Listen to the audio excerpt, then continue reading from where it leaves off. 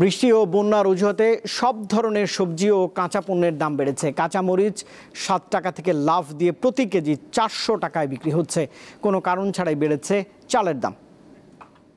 এগুলো বললাম না, সারা জীবন দেখালেন, কিচ্ছু পায় নাই জনগণ।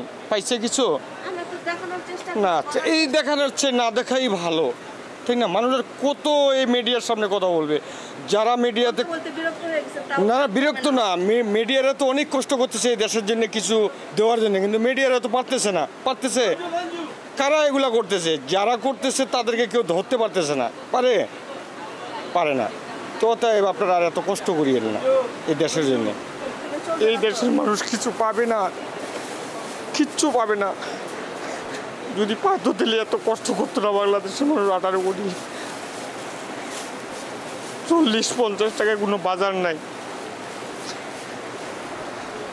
কষ্ট লাগে না।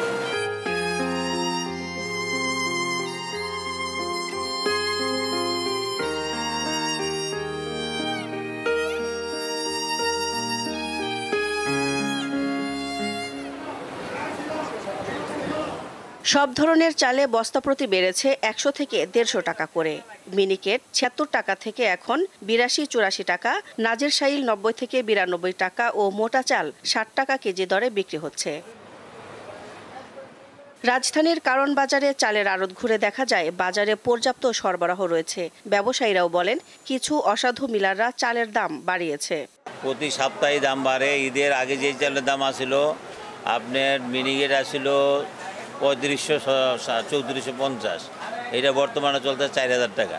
সরকার অবশ্যই এটা খতিয়ে দেখা একটা ব্যবস্থা নেওয়া দরকার মনে করি। কারণ যেহেতু চাল খেতে হবে, না খেতে উপায় নাই, এখন জুলুম হলে তো কিছু করার থাকে না।